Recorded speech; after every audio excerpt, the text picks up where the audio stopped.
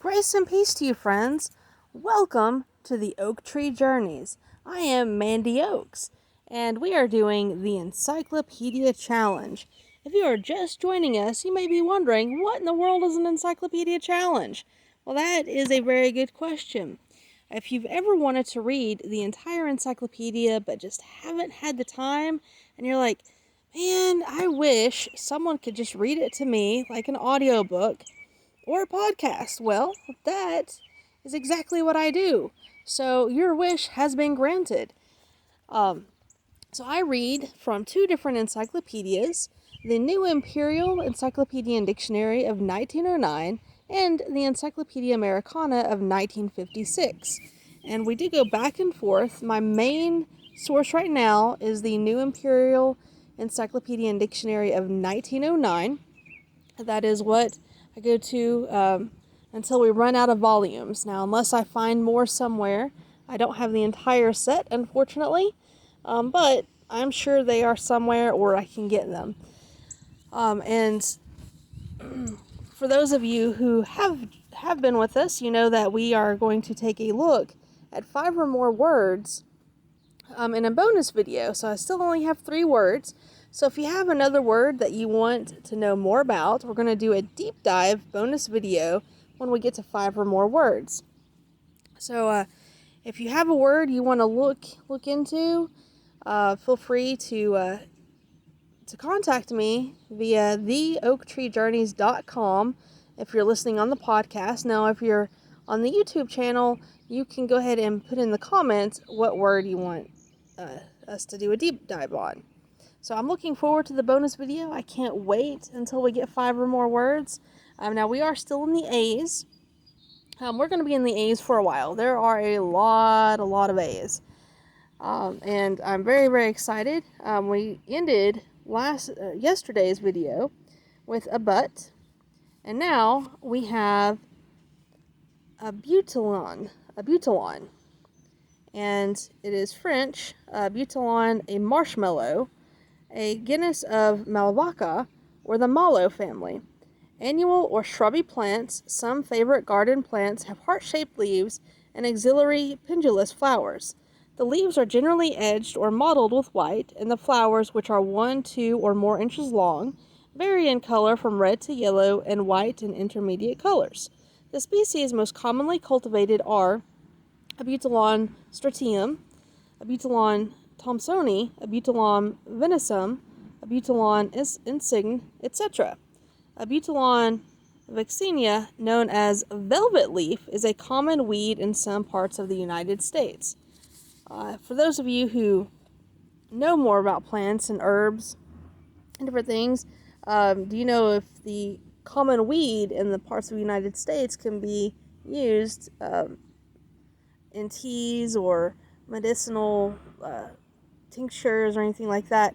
I know dandelion root dandelions we think of as a weed, but actually they are quite useful, and I drink dandelion root tea all the time. It's got a bitter taste, so I put honey in it, but I'd be curious to know if this is edible or useful in any way. There is no picture, unfortunately, but let's go ahead and move on from ABITILON to abutment in architecture. Abutment in architecture. The part of a pier or wall from which an arch springs and which resists the outward thrust. The term impost is used when the arch is a semicircle so that the pressure is vertical.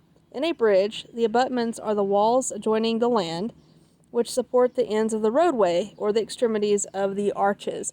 And anytime I think of architecture, I think of 3 things. My roommate, who should have gone into architecture, I think.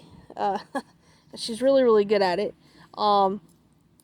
Ted Mosby from How I Met Your Mother. If there are any How I Met Your Mother fans out there, you know he was an architect. And what's the third thing? Oh goodness, they all 3 just popped in my head all at once. And the third thing is gone. Oh well. It may come back later. But, alright, and our next word is Abby. It's A-B-Y, so A is in apple, B is in boy, Y is in yellow. It's also spelled Abi, which A is in apple, B is in boy, U is in umbrella, Y is in yellow, or Abby, which is A is in apple, B is in boy, I is in igloo, E is in elephant, and it's a verb. And this is saying I'm pronouncing it wrong. It should not be Abby, it should be Abi. So the correct pronunciation is Abi. Okay, and it is a verb. In Scotland and Old English, to pay the penalty, to suffer the consequences of anything, abying, paying the penalty. So that is a word I don't think I've ever used or heard in that context before. Okay, and the next word we've got ABITILON or ABYDOS. There are two different definitions for this, and after we read these two definitions, we're going to take a quick break. So, the first, ABYDOS, is a town in Asia Minor at the narrowest part of the Hellespont opposite Sestos.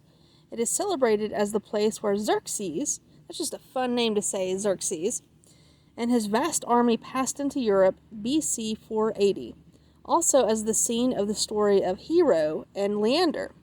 In the later antiquity, the people of ABYDOS were reproached for their effeminate and dissolute manners.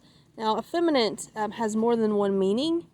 I do encourage you to look it up, but not only does it mean a man with feminine features, but it also means someone who has so much wealth, so excessive wealth that they are just living so frivolously as, for instance, eating so much, having so much you vomit so you could eat some more. I know there's that goes into psychology as well, but there used to be people who did that, wealthy people who would gorge themselves so much, vomit, and then force themselves to eat again because they just had so much food.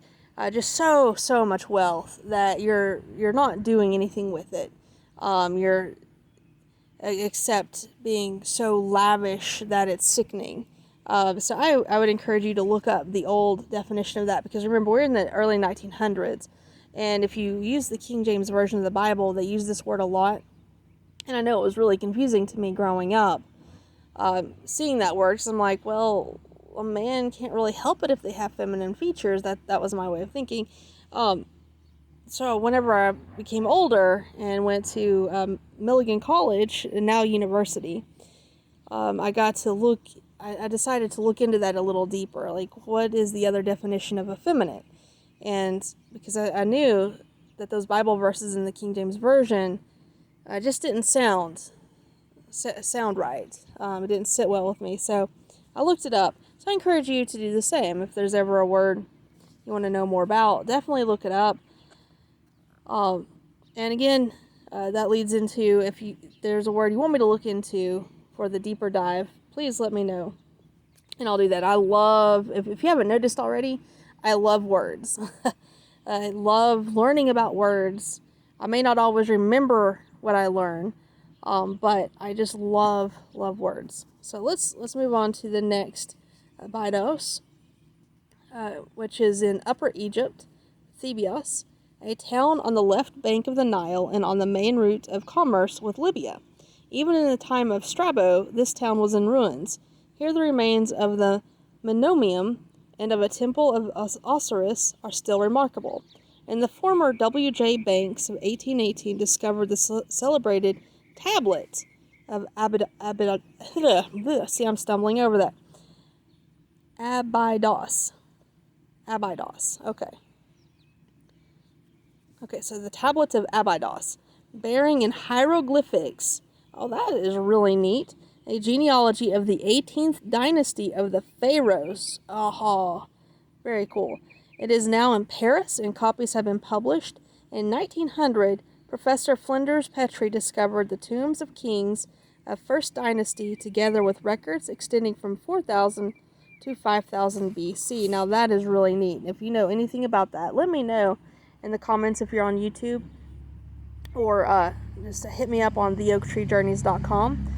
But with that one, we are going to take a break, and we'll probably move this party inside because it is getting really, really hot, and I love to be outside as long as possible, but sometimes it just gets too hot. So I'm going to move the party inside while we're taking our break, and we'll see you in just a bit.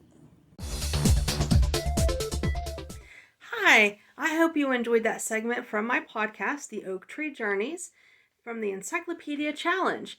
To hear the entire episode, please visit the link at the bottom in the description. And please don't forget to like this video, give it a thumbs up, and subscribe and share it to anyone you know who wants to read the entire encyclopedia or who's just interested in words. Thank you again and have a blessed day.